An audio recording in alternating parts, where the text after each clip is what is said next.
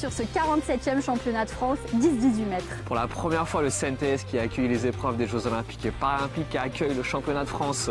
Et Baptiste va tout de suite aller rencontrer Tanguy Delaforêt, champion paralympique en titre. Et ensuite, Gaël vous emmènera découvrir le site.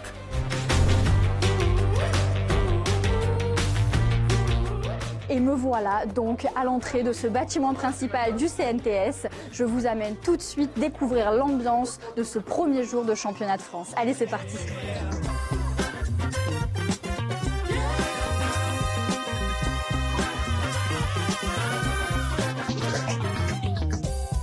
First time I saw you, I knew I had to have you.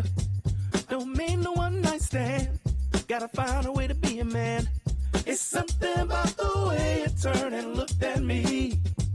Your smile, it turned me on and set my mind at ease. I'm trying hard not to stare. Don't wanna look thirsty. Just trying to play it cool. Gotta show you that I'm worthy. On se retrouve maintenant avec Tanguy Delaforêt, notre champion paralympique, qui nous fait l'honneur d'être présent à Châteauroux. Alors Tanguy, ça te fait quoi d'être de retour au CNTS? Revenir dans le stand final, là où j'ai remporté les 2 médailles, ça fait quelque chose quand même. C'est une émotion assez spéciale. Qu'est-ce qui s'est passé depuis 6 mois, depuis les Jeux Paralympiques pour toi? Dès que j'ai tourné la page des Jeux, je me suis remis dans le travail. C'était important pour moi de faire une année un peu off. Déjà pour me donner de l'envie, mais pour me permettre également de profiter de ces 2 belles médailles, puis me consacrer un petit peu à mes entreprises également.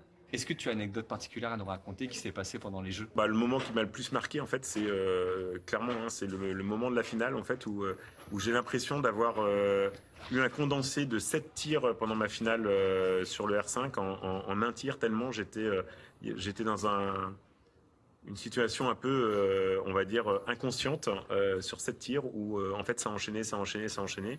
Et pour la première fois, je regardais absolument pas le résultat. Je pense que mes entraîneurs devaient être assez contents que je leur raconte ça après.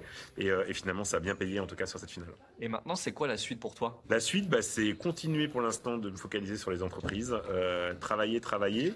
Et puis, me redonner peut-être envie de reprendre. Voilà, j'ai plein de projets. On verra évidemment par rapport au tir ce qu'il en est, mais déjà profiter encore de cette année. Est-ce que tu as touché à une carabine depuis? Je n'ai pas retouché à la carabine, j'ai pas l'intention d'y retoucher pour l'instant.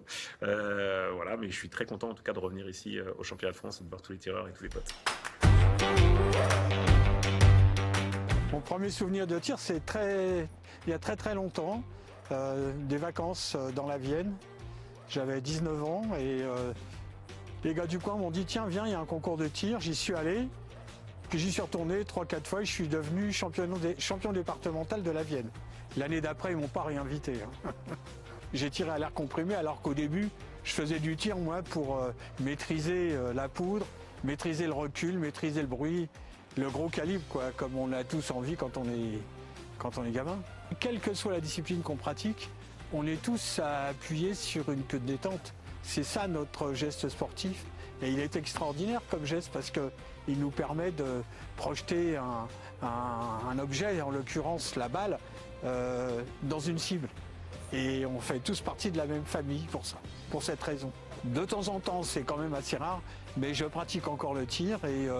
Mais c'est difficile, des fois je me fais peur parce que ça bouge beaucoup. Et quand ça bouge, on n'ose pas appuyer sur cette queue de détente. Et c'est ça qui est le plus difficile. Accepter que l'arme bouge, et quand on accepte ça, qu'on appuie correctement sur la queue de détente, tout va bien.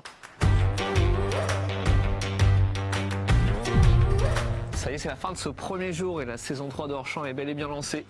Et surtout cette année, pour la première fois, toutes les finales seniors, dames et para-tir sont diffusées en direct à la télévision sur Sport en France. Et vous pouvez également retrouver les finales juniors et cadets sur Sport en France, mais sur leur site internet cette fois. Et elles sont toutes sur YouTube. Incroyable. À demain.